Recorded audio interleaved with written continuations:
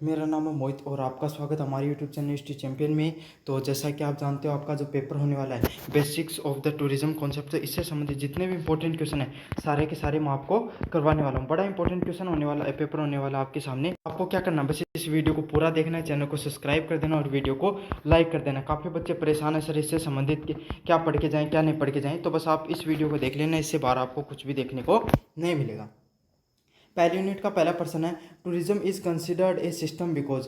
पर्यटन को एक प्रणाली क्यों माना जाता है? तो पर्यटन एक प्रणाली की तरह क्यों कार्य करता है भाई? मतलब हर चीज़ एक व्यवस्थित तरीके से क्यों होती है? क्योंकि इसमें लोग आपस में जुड़े होते हैं। अब अच्छा क्यों जुड़े होते हैं? आप एक बात देखो, आप कहीं घूमने के लिए गए, मतलब आप गांव पास वाले गांव में गए तो चलो कोई बात नहीं, चलो मान लो अब मेले लग रहे हैं तो मेले में आप घूमने के लिए गए, तो आप वहाँ पर जाओगे तो पहली बात किसी साधन से जाओगे, किसी मतलब बाइक वगैरह या फिर बस वगैरह में जाओगे, तो मतलब आपका सारा परिवार जाना चाहता है तो क्या करोगे? क्या तो आपके पास घर में गाड़ी होगी या फिर गाड़ी लोगे, तो क्या हो जाएगा? गाड़ी अगर आपने किराए पर ली तो पहला वो घटक जुड़ गया, एक एक व्यक्ति को क्या मिला? मजदूरी मिल गई, मतलब मजदूरी मिल गई। फिर आप क्या पहुँचे? मेले के अंदर पहुँचे। मेले में पहुँचे, आपने क्या किया? दर्शन किया, वहाँ पर कुछ चढ़ावा चढ़ाया आपकी श्रद्धा के अनुसार, तो आपने कुछ पैसा वहाँ पर इन्वेस्ट किया। अब वो पैसा भी उस मंदिर के डेवलपमेंट में या वहाँ के लोगों के डेवलपमेंट में लगेगा, तो वो जुड़ते चले गए। अब समझो आप ऐसे में फिर आप मेले में आए, तो ऐसे तो नहीं है इंसान आ जाएगा तब वहाँ पर क्या करेगा? कुछ खरीदारी नहीं करेगा, तो क्या करेगा? आप वहाँ के सारी चीज़ों कुछ खरीदारी भी करके लेके आओगे, तो कितने लोगों को इस चीज़ से रोजगार में मिलेगा। तो हर चीज़ है वो आपस में जुड़े हुए होते हैं। और अगर बाहर कहीं जाते हो तो एक गाइड भी लेकर जाते हो भाई, वो आपको बताता रहता है कि ये चीज़ यहाँ पर थी, ये चीज़ यहाँ पर थी, ये चीज़ यहाँ पर थी। तो ये फर्क होता है। जो टूरिज्म है उसको एक प्रणाली की तरह इसलिए माना जाता है क्योंकि एक घटक उसमें सभी जुड़े होते हैं। अगले वाला प्रश्न है, which of the following is not a characteristics of tourism. तो निम्नलिखित में से कौन सी पर्यटन की विशेषता नहीं होती है? तो इसका सही आंसर क्या होगा? ट्रांसफरेबिलिटी, स्थानांतरणता है वो कोई भी टूरिज्म की भाग नहीं होता है। अगले वाला क्या है? पर्यटन क्या होता है? तो पर्यटन क्या होता है एक प्रकार से, इसका सही आंसर होगा a service based industry. Service based industry मतलब मीन्स एक ऐसा उद्योग जहाँ पर आप अपनी जो सेवाओं देते हैं उस आधार पे। क्यों? कोई गाड़ी की सेवा दे रहा है, कोई गाइड की सेवा देगा, कोई आपको वहाँ पर आप जाओगे, वहाँ पर आपको चीज़ें प्रदान करेगा। तो एक सेवा प्रदान आधारित जो उद्योग होता है उसको किस नाम से जाना जाता है? उसको आपको टूरिज्म के नाम से जाना जाता है। अगले वाला प्रश्न है, one major characteristics of tourism is. पर्यटन की एक प्रमुख विशेषता क्या होती है? तो पर्यटन की एक प्रमुख विशेषता क्या होती है ना? To consumer must go to the product. उपभोक्ता को उत्पादक तक जाना पड़ता है। क्या करना पड़ता है? उपभोक्ता है उसको उत्पादक तक जाना पड़ता है। मतलब जैसे आप है मेले में गई तो आप क्या थे? आप उपभोक्ता थे और आप खुद गए ना। उत्पाद क्या था? वहाँ का जो मेला है, वहाँ पर लगने वाली चीज़ें हैं, वहाँ पर जो देवता हैं जाके आप दर्शन करना चाहते हो, वहाँ तक आप खुद गए ना। तो इसी को क्या कहा जाता है? आपको टूरिज्म के नाम से, पर्यटन के नाम से जाना जाता है। तो क्या होता है? उपभोक्ता है वो खुद है उत्पाद तक जाता है। अगले वाला प्रश्न है, tourism is highly influenced by. तो पर्यटन है वो अत्यधिक प्रभावित होता है। तो पर्यटन है वो अत्यधिक कैसे प्रभावित होता है? वेदर एंड सीजन से, मतलब ऋतुओं और मौसमों से सबसे ज़्यादा प्रभावित होता है। कौन? पर्यटन है वो सबसे ज़्यादा प्रभावित होता है। क्यों? एक बात सोचो, कुल्लू मनाली जा रहे हो आप, है ना? सर्दियों के टाइम में कौन जाता है भाई? कैसे टाइम में जाओगे? ऐसे टाइम में जाओगे जहाँ पे मतलब बीच का सा मौसम हो, ना ठंडा हो ना ज़्यादा गर्म हो। ज़्यादातर लोग जाते हैं गर्मी में। क्यों? गर्म मौसम होता है। अब जैसलमेर में लोग घूमने चल गा जून की गर्मी में, तो क्या जैसलमेर घूम लेगा? तो घूमो को नहीं। समझ में? जैसलमेर में आदमी कद घूम सके? जब बीच को मौसम है, ठंडो मौसम है, रात ने बढ़िया आग जला के नृत्य चाल रहे हैं, इन बढ़िया माहौल बन रहे हैं। अहिया का टाइम पर जाओगा ना, जून की गर्मी में जाके क्या करोगा? यही बात है। तो पर्यटन किस चीज़ पर निर्भर करता है? मौसम और ऋतुओं पर निर्भर करता है। नॉर्थ ईस्ट घूमने जा रहे हो और बारिश का मौसम में चलेगा, उठे गया आया बेरपाटक गया तो घूमना बोलो नदी में भाई जी बहेगा।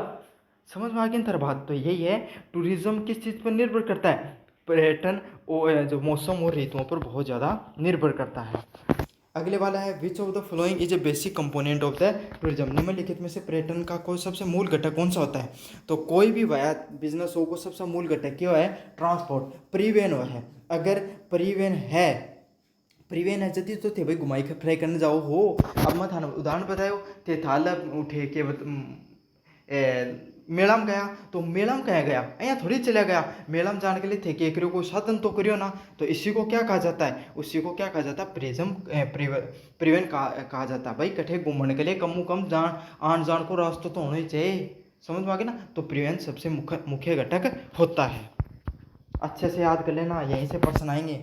विच component provide the accommodation to the tourist, निम्नलिखित में से कौन सा घटक पर्यटकों को आवास प्रदान करता है, तो कौन सा करता है, हॉस्पिटेबिलिटी।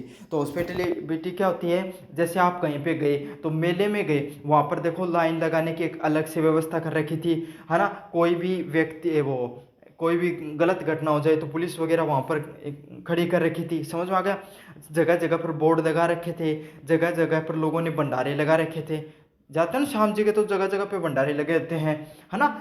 और जगह जगह पर रुकने की व्यवस्था कर रखी थी। तो इसी को क्या बोला जाता है, इसी को हॉस्पिटेबिलिटी के नाम से जाना जाता है, आतिथ्य के नाम से माना जाता है, समझ में आ गया। ये जो क्या करते हैं, पर्यटन वगैरह का आवास प्रदान करने का करते हैं। अब ये जो आपकी कावड़ वगैरह का सीजन चला था, तो उस सीजन में जगह जगह लगा कर रखते हैं ना ये शेल्टर, भाई कहीं पर भी आके आप रुक सकते हो। अगले वाला प्रश्न, a travel agency is responsible for, तो एक ट्रेवल एजेंसी किसके लिए जिम्मेदार होती है, बुकिंग एंड टूर यात्रा योजना के लिए। तो आपको पता है भाई कोई ट्रेवल एजेंसी है उसका काम क्या होगा, आपको यात्रा योजना देने का ही कार्य होगा उसका भी। तो इसका सही आंसर क्या होगा, ऑप्शन नंबर बी है वो सही आंसर होने वाला है।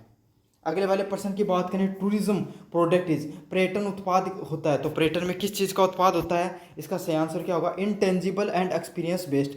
तो मतलब अमूर्त और अनुभव आधारित चीज़ों का आपको क्या होता है, आपको जो प्रोडक्ट होता है, मतलब भाई थे घूमने जाओ, क्या ले जाओ, एक्सपीरियंस करने। कुल्लू मनाली घूमने गया, क्या ले गया, घूम तो बर्फ, तब सर्दियाँ में अपने भी ठंड तो पड़ेगी, ठंड थोड़ी लेना गया, घूमने कौन गया, बर्फ देखने गया, हाँ पहाड़ देखने गया, हाँ हिमालय की खूबसूरती देखने गया, और दूसरी भी कोई खूबसूरती था बढ़िया लागती हो बात देखने चल गया होगा, समझ में आ रहा है ना। तो क्यों, एक्सपीरियंस करने। इंसान टूरिज्म किस चीज़ के लिए करता है, जो आपका पर्यटन होता है वो किस लिए करता है, भाई एक्सपीरियंस करने थे भाई, कौन को, भाई घूमने गया, जिंदगी में थोड़ा बहुत अनुभव भी चाहिए, है ना। तो यही होता है, ये क्या होता है, अमूर्त होता है, इंटेंजिबल होता है, ऐसी चीज़ जो एक्सपीरियंस बेस पर चीज़ें होती हैं। अगला क्या होता है, टूरिज्म सर्विसेज आर मोस्टली, पर्यटन की जो सेवाएं होते हैं वो प्रायतः किस चीज़ पर निर्भर करती हैं, अनुभव और गतिविधियों पर निर्भर करती हैं। तो मुझे उम्मीद है कि आपको ये सारी चीज़ें अच्छे से समझ में आ गई होंगी। अब बढ़ेंगे यूनिट नंबर 2 की तरफ अपन। इसका पार्ट फर्स्ट मैंने पहले ऑलरेडी करा रखा है, डिस्क्रिप्शन में लिंक दूंगा, जाकर देख लेना वो वाला video. Which of the following effect the international tourism demand, अंतर्राष्ट्रीय पर्यटन मांग को कौन प्रभावित करता है, तो अंतर्राष्ट्रीय रूप से कोई भी पर्यटन की मांग हो रही है उसको कौन प्रभावित करता है, वेदर एंड एक्सचेंज रेट, कौन, मौसम और मुद्रा दर। तो देखो ऐसी बातें हैं, आप कोई देश के अंदर गए, वहाँ पर बाढ़ आई हुई है, भूकंप आया हुआ है, तो क्या आप जाओगे या नहीं जाओगे, या फिर ऐसे समय घूमने जा रहे हो जहाँ पर वहाँ की परिस्थितियाँ अनुकूल ही नहीं है, समझ में आ गया, लद्दाख घूमने चले गए और चले गए सर्दी के मौसम में, पता चला लद्दाख पूछकर वापस आने का रास्ता ही नहीं रहा, तो कहाँ से वापस आओगे। तो यही है, मौसम तो निर्भर करता है, वो तो मैंने आपको बता दिया। अब एक्सचेंज रेट क्या होती है, अब थे चला गया कठे युगांडा, युगांडा कठे है साउथ अफ्रीका में, उठे पूछता है, बोले साहब मैं तो रुपया ले आया, उन्नाल बैंक बोले साहब मार तो रुपया में ट्रांजेक्शन ही कौन कर सका, तो क्या करूँगा, उनकी जो युगांडा की जो के है अपने जो करेंसी है बात चेंज करानी पड़ेगी, उठे तो भाई चलेगी, थाली थोड़ी चलेगी, रुपये थोड़ी चलो, कौन चलाना, तो चेंज करानी पड़ेगी। अब चेंज कराने के लिए थे कि एक रोगा उनका बैंक में जाओगा, और उठे बैंक में सुविधा ही उपलब्ध को नहीं ट्रांजेक्शन की, तो था के फायदो, अब थे तो गैडा नहीं गैडा बराबर होगा ना, है ना। ऐसे समझ लो अमेरिका में गए आप, और अमेरिका में आप क्या करोगे, रुपये को डॉलर में एक्सचेंज करोगे, अब वहाँ के बैंक मना कर दें, बोले साहब मैं तो ट्रांजेक्शन कराई को नहीं, को चेंज कराना था लाख रुपया रुपया में कन्वर्ट, तो क्या करोगा, थे उठे को रुपया में थोड़ी चीज़ खरीद सको, कौन खरीद सको ना। तो इसी को क्या बोला जाता है, एक्सचेंज रेट के नाम से जाना जाता है। Which is not a tourist generating country, निम्नलिखित में से कौन सा पर्यटन उत्पाद करने वाला देश नहीं है, तो कौन सा नहीं है इसमें से, भूटान है, वो कोई भी एक प्रकार का पर्यटन उत्पन्न करने वाला देश नहीं है। क्यों नहीं है भाई, क्यों, क्योंकि भैया उरे का लोगन, भूटान का लोगन पर्यटन की जरूरत घट पड़ रही है। पहली बात तो जनसंख्या इतनी कम है, दूसरी बात आधी दुनिया जो भूटान की बाकट है पहाड़ा का बीच में, दूसरी बात भूटान खुद एक અહીંયા को देश है जिनमें इतना ज़्यादा पिस्सा भी को नहीं। अच्छा एक और चीज़, पहाड़ा की खूबसूरती उठे इतनी जरूरत है कि हूँ ना पर्यटन की जरूरत को नहीं, पूरी दुनिया ने भूटान जाने की जरूरत है। समझ में आ गया ना। अब भाई कुल्लू मनाली वालो आदमी बोलियो मैं बोलियो सर्दी एक्सपीरियंस करने के लिए बोलियो राजस्थान जा रहे हूँ, तो आदमी ना से आओगी कोई नहीं आप ही आओगी भाई, सर्दी के लिए क्या ले जा रहे हो उसका कि वो डेजर्ट देखना जब अब बात अलग है, लेकिन सर्दी के लिए तो कोई नहीं होगा ना। तो भाई बात है भूटान खुद एक बहुत खूबसूरत देश है, वहाँ के इतनी इकोनॉमी भी इतनी स्ट्रॉन्ग नहीं है, और दूसरी बात पहाड़ों में बसा हुआ पूरा का पूरा देश है। तो इसमें से एक टूरिस्ट नहीं बनाने वाला देश भूटान है। बाकी जर्मनी, फ्रांस, साउथ राज्य अमेरिका तो हन का लोग पिस्सो भी है भैया, सीधी बात है पिस्सो हो भाई, एक्सपीरियंस करने जाए नहीं तो 2 रुपये रोटी कमान में लगे रहा हाथ में। अगले वाला पॉइंट है टूरिज्म डिमांड रेफर टू, पर्यटन की क्या मांग होती है, तो किस चीज़ की मांग होती है, willingness to travel and spend, यात्रा करने और खर्च करने की इच्छा। तो भाई कोई भी इंसान कठे घूमने जा रहे हैं है ना, तो वो घूमने क्यों जा है, पहली बात तो गोद में 2 रुपया होना चाहिए, जेब में आपके पास पैसा होना चाहिए। अच्छा फिर आपको घूमने की इच्छा भी होनी चाहिए, बेमनो थोड़ी देर को बस में उठा के बैठाओ और घुमाने लेके जाओ ऐ तो कोई नहीं उसका ना।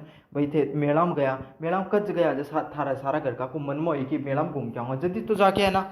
तो इसी को क्या कहा जाता है, उसी को पर्यटन की मांग के नाम से जाना जाता है। विच इवेंट का negatively impact the international tourism, निम्नलिखित में से कौन सी घटना अंतर्राष्ट्रीय पर्यटन को नकारात्मक रूप से प्रभावित करती है, तो कौन सी करती है, ग्लोबल पेंडेमिक्स, वैश्विक जो महामारियां हैं वो आपके सामने पर्यटन को नकारात्मक रूप से प्रभावित करती हैं। समझ में आ गई। अब महामारी आ गई, कोरोना टाइम में कौन कट्ठे घूमने गए, घूमना छोड़ो सामान लेना दुकान पर कौन गया आप, हाँ है ना, कौन जा पाया ना, क्यों, क्योंकि सरकार का नियम है का बनाया डा कि घर बाहर निकली तो चिट्ठी लेके खड़े ये पुलिस वाला टकना तोड़ देता अपना। समझ में आ गई। तो यही होते हैं वैश्विक जो महामारी आ गई, बाढ़ आ गई, भूकंप आ गई, प्राकृतिक आपदाएं आ गई, ये सब घटनाओं से हम क्या कर सकते हैं, हम वहाँ पर कोई भी पर्यटन वगैरह है वहाँ पर नहीं जा सकते हैं। तो इसको क्या कहा जाता है, वैश्विक महामारी के समय हमारे जो बिजनेस वगैरह हैं वो नकारात्मक रूप से प्रभावित होते हैं। International tourism tourist contribute to, अंतर्राष्ट्रीय पर्यटन किस में योगदान देते हैं, तो किस चीज़ में योगदान देते हैं, फॉरेन एक्सचेंज थिंग्स अर्निंग्स में, विदेशी मुद्रा आय कमाने में जो अंतर्राष्ट्रीय पर्यटक है वो क्या करते हैं, वो आपको योगदान देते हैं। तो इसका सही आंसर क्या होगा, ऑप्शन नंबर बी है वो सही आंसर होने वाला है। मतलब अब मान लो अमेरिका को आदमी कोई भारत में आयो, समझ में आई, तो वो भारत में आओगे हैं तो आज को नहीं कि अमेरिका में रिप्यू, अमेरिका में डायरेक्ट रिप्यू ले आओगे ना, पहले वो भारत में आओगे और बाद में जो इंडिया को रिप्यू है मतलब डॉलर ले आके देगो और एक्सचेंज करा के क्या कराओगे, रिप्यू में कराओगे, तो डॉलर भारत में आ रहे हैं, समझ में आ रहे हो ना। तो भारत की जो एक्सचेंज रेट है वो बढ़ेगी, मतलब डॉलर की जो क्षमता है वह बढ़ेगी, और वो डॉलर की करांगा विदेश में जाके आप तेल खरीद के लेके आऊँगा, है ना, यही है। तो इसको क्या होता है, आपकी जो फॉरेन एक्सचेंज अर्निंग है वो भी आती है। दूसरी की दूसरी बात, भाई विदेश को आदमी आके अपने भारत के अंदर रुपये खर्च कर रहे हैं, तो आपने ना तो उत्पाद करना पड़े अपना कोई चीज़ को, ना अपना कोई खर्चो करना पड़े, यहाँ ही तो दूसरे देश को रुपये भारत मारे हैं, समझ में आ गया ना।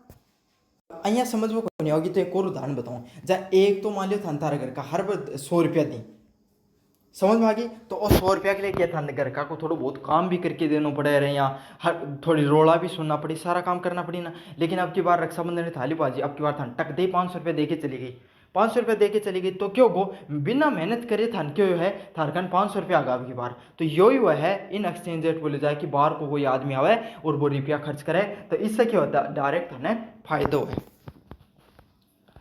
अगले वाला पॉइंट है one major tourism motivation is, तो पर्यटन के एक मुख्य प्रेरणा के रूप में क्या कार्य करता है, तो इसका सही आंसर क्या होगा, रिक्रिएशन एंड रिलैक्सेशन, मनोरंजन और विश्राम।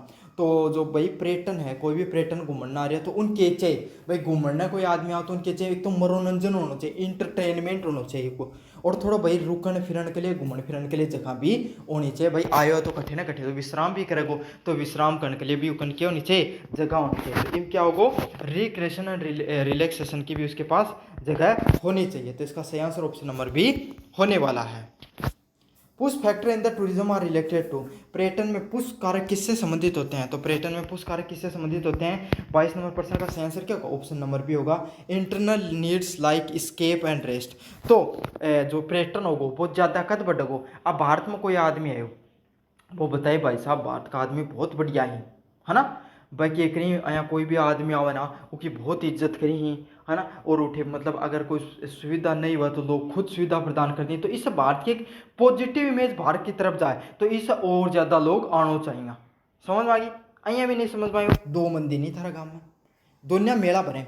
एक गांव मोया को है जट्ठे भाई साहब थे, हर बार जाओ और हर बार लड़ाई हुआ है और सड़क भी कोई काम की को नहीं। और एक અહીંયા को वो है मेलो है जिम जाओ जनाया का तो शानदार तो व्यवस्था कर रखे, कोई लड़ाई लड़ाई की तो कोई बात ही को नहीं। शानदार मेलो भरे, गाड़ी गुड्डी जाने के एकदम बढ़िया पार्किंग की व्यवस्था। कौन सा मेला में जाओगा तो सेम टाइम पर रखो, 2 नंबर हम जाओगा ना, क्यों? व्यवस्था उठे बढ़िया है। तो यही चीज़ है जब आदमी पर्यटन पुश करनो मतलब पर्यटन बढ़ाओ देने के लिए कौन सा फैक्टर काम करिए, जब छुट्टी होगी विश्राम करने की जगह की चीज़ें हैं वो आराम से मिल सकें। Pull factors in tourism include, पर्यटन में पुल फैक्टर किस चीज़ के शामिल होते हैं? गंतव्य की सुंदरता और गतिविधियां। बताए हो ना बताना क्या करेंगे कि भाई जठी थे पूछा मेला में गया उठे की गतिविधि गए की ही। दूसरी बात गंतव्य की सुंदरता मतलब पूछा जठे थे मेला में गया या फिर कोई भी जठे कुल्लू मनाली घूमने गया तो भाई सुंदरता है, पहाड़ा की सुंदरता है। राजस्थान में जैसलमेर में लोग जाए क्यों उठे जो सफारी वगैरह करना चाहिए। अब माउंट आबू लोग घूमने जाए जाओ ना महाराज झुन्ना कौन आ जाए घूमने, कोई नहीं आज का ना कोई भी आदमी। तो यही फर्क है, माउंट आबू है वो आके क्या सुंदरता बहुत अच्छी है। टूरिज्म डिमांड इंक्रीज वहन, पर्यटन की मांग कब बढ़ जाती है? पर्यटन की मांग कब बढ़ती है? जब आय और आवश्यक समय बढ़ता है। तो टूरिज्म की डिमांड कब बढ़े? जब मान लो कोई छुट्टी वगैरह चल रही, समझ आ गई, दीपावली वगैरह कोई भी मतलब है कि छुट्टी हो रही हूँ, गर्मियों की छुट्टी वगैरह हो जाती है उस समय, या फिर समय वगैरह बचा होता है तो लोग क्या करते हैं उसको घूमने के लिए बिता देते हैं। भाई संडे और सैटरडे नहीं तो मार्केट में सबसे ज़्यादा भीड़ रहे, क्यों? छुट्टी रहे लोगों की। Which is not a tourism motivation, निम्नलिखित में से कौन सा एक पर्यटन की प्रेरणा नहीं है? तो कौन सी नहीं है? अवॉइडिंग पीपल्स, तो लोगों से बच के थोड़ी वो कदे पर्यटन कर सकता। तो आदमी को पर्यटन करने के लिए क्या करना पड़ता है? लोगों से तो मिलना जुलना होता ही है उसका। अगले वाले यूनिट नंबर 3 की बात करें अपन।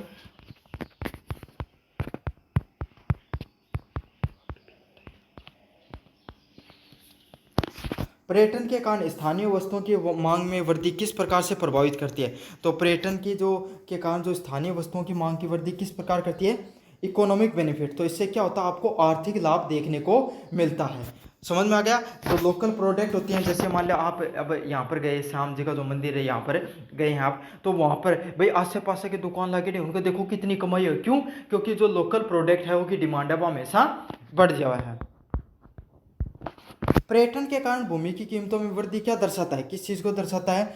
आर्थिक दबाव को दर्शाता है। मतलब अब मान लो कोई भी श्याम जी को मंदिर तो पॉपुलर हो रहा है, कोई टाइम पर या मतलब इतनी ज़्यादा पॉपुलरिटी तो थी पर इतनी ज़्यादा को नहीं। जद की आज उठेगी ज़मीन की रेट देखो और आज की देखो, रिंगस की रेट फर्क आ रही है ना, कहीं आ रही है आप ही फर्क आना भाई। लोग ज़्यादा आई तो क्या है उठे उद्योग ज़्यादा पनपेगा, उद्योग ज़्यादा पनपेगा तो लोग ज़्यादा रुपये लगाना चाहिए उठे, और ज़्यादा रुपये लगाना चाहिए तो भाई ज़मीन की रुपया की वैल्यू तो आप ही बढ़ जाएगी। तो यही है पर्यटन के कारण जो भूमि की कीमतों में वृद्धि किस चीज़ में होती है आपके सामने?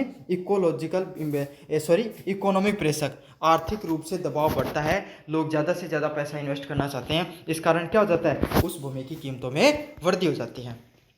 किस प्रकार के पर्यटन स्थानीय परंपराओं को जीवित रखने में सहायक होता है? Which type of the tourism help to preserve the local traditional, तो कौन सा होता है आपके सामने? सही आंसर क्या होगा? सांस्कृतिक पर्यटन। कल्चर टूरिज्म होता है वो क्या करता है? अपनी जो स्थानीय जो परंपराएं होती है उनको जीवित रखने का कार्य करता है। तो इसका सही आंसर क्या? ऑप्शन नंबर सी है। जो सांस्कृतिक जो पर्यटन होता है वो आपको स्थानीय परंपराओं को जीवित रखने से संबंधित होता है। 19 नंबर की बात करें, पर्यटन के कारण किन संसाधनों का अत्यधिक दोहन देखने को मिलता है? Which resources are over exploited due to the tourism, तो कौन से वाला देखना पड़ता है? Water and energy. समझ में आ गया? मतलब जो आपका पानी और ऊर्जा है उसमें सबसे ज़्यादा खपत देखने को मिलती है। भाई एक बात सोचो, पहले तो थारका में 50 आदमी आया करता, फिर कोई मंदिर पॉपुलर हो 1000 आदमी आने लगा तो पानी की जरूरत तो पड़ेगी ना। संसाधना पे तो हालत संसाधना पे तो फर्क पड़ रहे है ना। जमीनों का डोगा या कोई भी नहर वगैरह कठी से भी आएगी तो पानी की जरूरत पड़ेगी और लाइट वगैरह की भी जरूरत पड़ेगी। तो ऊर्जा और जल है, ये 2 संसाधन मुख्य रूप से चाहिए होते हैं कोई भी जब पर्यटन है उसको स्थल को चलाने के लिए। अगले वाला प्रश्न है, पर्यटन में पर्यटन से किस प्रकार की सांस्कृतिक समस्या उत्पन्न हो जाती है? Which type of the cultural program are arises from the tourism. तो टूरिज्म से किस प्रकार की सांस्कृतिक समस्या उत्पन्न होती है? तो इसका सही आंसर क्या होगा? ऑप्शन नंबर बी होगा। सांस्कृतिक पहचान का ह्रास हो जाता है, लॉस ऑफ कल्चरल आइडेंटिटी है वो देखने को मिलती है। मतलब अब क्यों हो, अब बाहर का लोग ज़्यादा से ज़्यादा आ रहे हैं। मतलब राजस्थान में कोई मंदिर है तो उठे हरियाणा का के लोग बस गया, यूपी बिहार का लोग बस गया, तो अपनी जो संस्कृति है वह क्या है, धीरे धीरे खत्म होती चली जाए। उठे का लोग ही ज़्यादातर आपकी संस्कृति ने अपनाता चले जाएंगे। तो यही होता है, आपकी जो कल्चरल सांस्कृतिक पहचान है वो धीरे धीरे खत्म होती चली जाती है। बाहर के लोग जैसे जैसे आते चले जाते हैं, उससे बढ़ती भी है। लेकिन ये भाई एक नेगेटिव पॉइंट दिखाना तो एक नेगेटिव पॉइंट भी हो जाएगा। અહીંયા नहीं समझ में तो मैं थाने एक और उदाहरण बताऊंगा।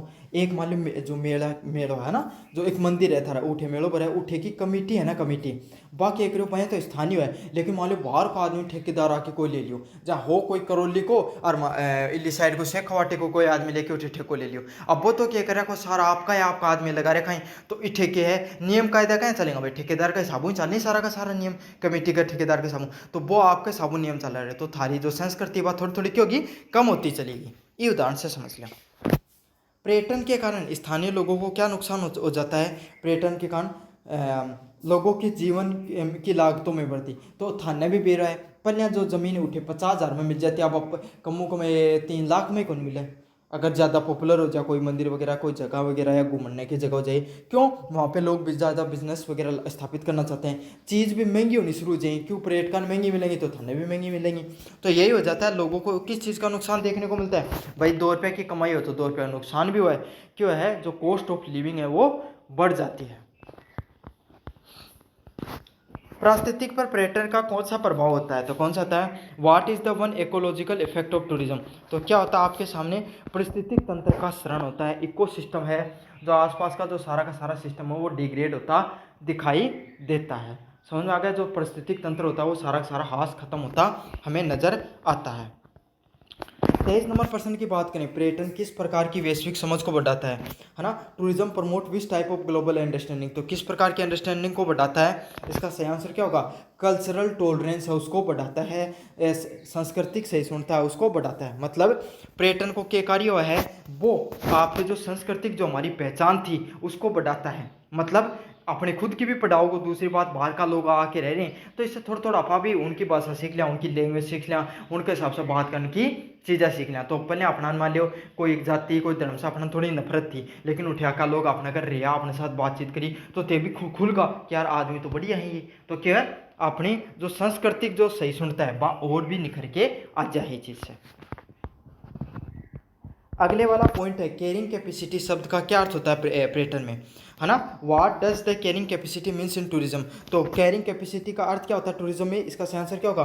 पर्यावरण द्वारा झेले जाने वाली अधिकतम पर्यटकों की संख्या, maximum number of the tourist an environment can sustain. तो कितना नंबर कैरिंग कैपेसिटी यही है कि कितना जो टूरिज्म है, कितना टूरिस्ट आ सके हैं कोई जगह ने, उनके कहे जा कैरिंग कैपेसिटी का नाम से जाने जाए। मतलब अया समझ लियो एक थैला में ना थे, एक थैला में कितने सामान गाल को, उनके कहे जा कैरिंग कैपेसिटी कही जाना। तो यही चीज़ उठे, यही चीज़ कोई जगह के लिए भी या कोई भी पर्यटन स्थल के लिए भी लागू है। कैरिंग कैपेसिटी का अर्थ है कि उच्च जगह कितने लोग आ जा सके, उन कैरिंग कैपेसिटी के नाम से जाने जा है। पर्यटन के किस प्रकार के प्रदूषण में वृद्धि होती है? तो पर्यटन से किस प्रकार के प्रदूषण में वृद्धि होती है? सही आंसर क्या होगा?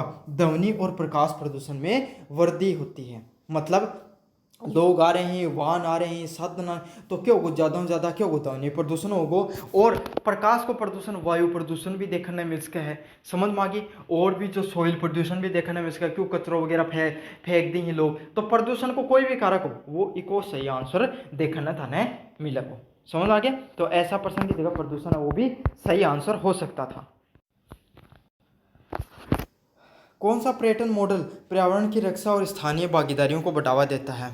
विच tourism model promotes environmental protections and local participation. तो कौन सा करता है इसमें से? सस्टेनेबल टूरिज्म होता है वो। क्यों? कौन सा टूरिज्म मॉडल है वो प्रमोट करता है आपको इन्वायरमेंट प्रोटेक्शन को, लोकल पार्टिसिपेशन को? कैसे करता है? सतत विकास को, सतत पर्यटन को करता है। जैसे क्या होता है? पर्यावरण को भी बढ़ावा मिले और आगे आने वाली जनरेशन भी उस चीज़ को देख सके। सतत विकास हो जाता है जो हमारा भी विकास हो जाए और आने वाली जनरेशन को भी इस चीज़ का फायदा मिले। क्यों? सारा विकास आप खुद को कर लें, आगे आने वाली जनरेशन के लिए अपन क्या देखेंगे। समझ में आ गया ना आपके समय। अब बताओ, कुल्लू मनाली में लोग किस लिए जाते हैं? बर्फ़ वगैरह देखने के लिए, पहाड़ों की खूबसूरती देखने के लिए। अपन ने इतना प्रदूषण फैला दिया, अब वहाँ पर पहाड़ों पर बर्फ़ गिरनी कम हो गई, तो फिर क्या फ़ायदा हुआ? समझ में आने वाली जनरेशन को कभी ये देखने को ही नहीं मिलेगा ये नज़ारा। जब पर्यटक स्थानीय लोगों को नीचा दिखाते हैं, ये किस प्रकार का भावना है? तो किस प्रकार की भावना है? सोशल तनाव, सामाजिक तनाव के नाम से इसको जाना जाता है। तो पर्यटकों को स्थानीय लोगों को नीचा दिखाना कहा जाता है। इसको क्या होगा फिर आपस में लोग हम लड़ाई झगड़ों तो दिखाई देने लग जाओगे। पर्यटन से उत्पन्न ठोस अपशिष्ट मुख्यतः किससे आता है? तो पर्यटन से उत्पन्न ठोस अपशिष्ट मुख्यतः कहाँ से आता है? इसका सही आंसर क्या होगा? पर्यटकों के प्लास्टिक और कचरे से। तो मतलब जो टूरिज्म से जो सॉलिड वेस्ट कठेसा हुआ है, जब लोग है वो प्लास्टिक और कचरों है वो क्या करें हैं, उन इकट्ठो करें हैं। समझ में आ गई? प्लास्टिक और जो गार्बेज होता है वो आ जाता है टूरिस्ट से, उसको क्या जाता है? उसको सॉलिड वेस्ट के नाम से जाना जाता है। पर्यटन किन लोगों के जीवन में सामाजिक बदलाव लाता है? टूरिज्म में bring the social change in the life of tourism. की का लोगों के जिंदगी में केक रहे बदलाव लेके आ, सामाजिक बदलाव लेके आ। इसका सही आंसर क्या होगा?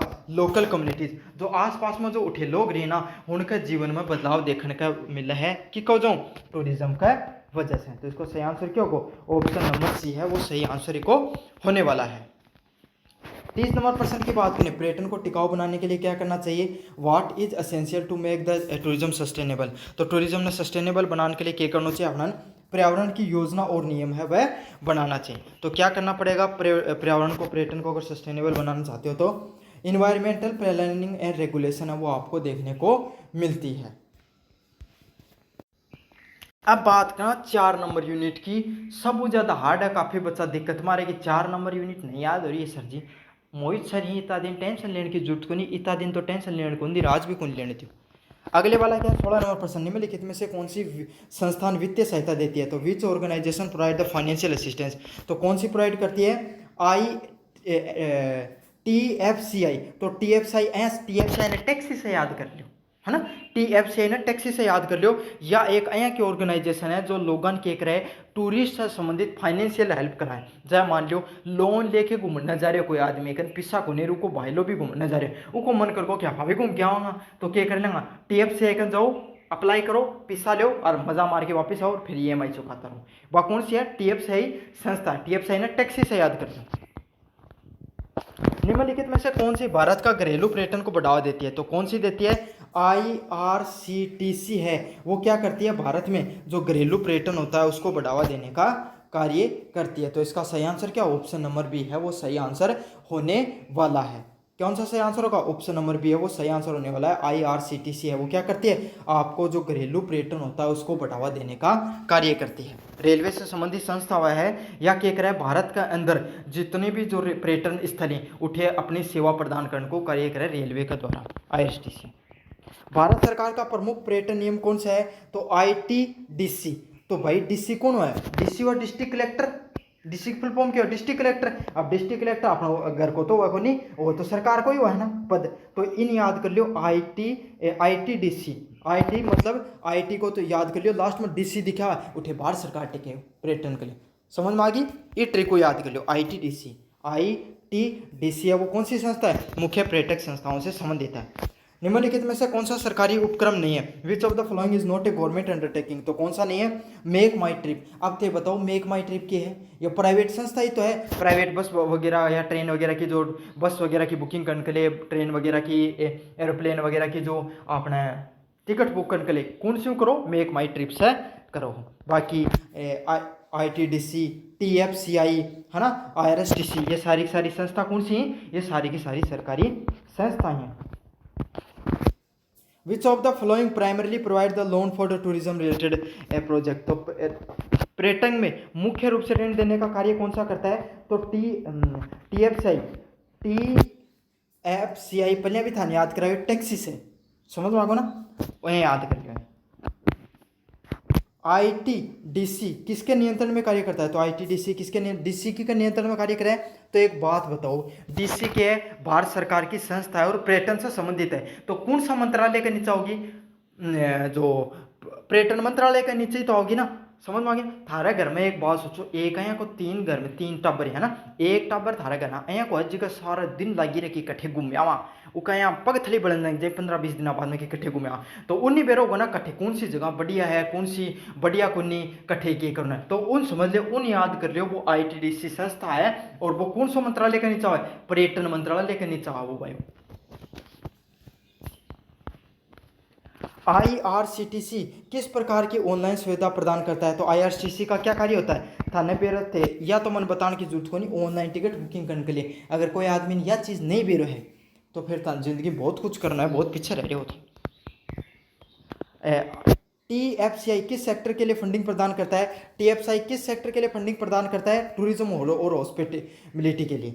समझना, टूरिज्म भी प्रदान करता है और हॉस्पिटलिटी के लिए आपको फंडिंग प्रदान करने का कार्य करता है टीएफसीआई हो। मतलब क्या करोगा, लोग ही पर घूम फिर सकी ही, और हॉस्पिटलिटी मतलब लोग के सेक्टर में फंडिंग भी मिला है। कौन सी संस्था भारत में अंतर्राष्ट्रीय पर्यटन को बढ़ावा देती है? Which organisation promote the international tourism in India? तो कौन सी करती है?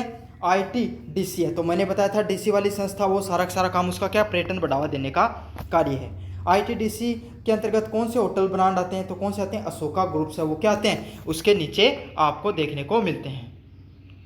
ये था आपका पर्यटन से संबंधित पर्सन टूरिज्म वाला पेपर। कैसा लगा आपको वीडियो जरूर से बताना, चैनल को जरूर से सब्सक्राइब कर देना, वीडियो को लाइक कर देना और अपने दोस्तों को जरूर से शेयर कर देना। धन्यवाद।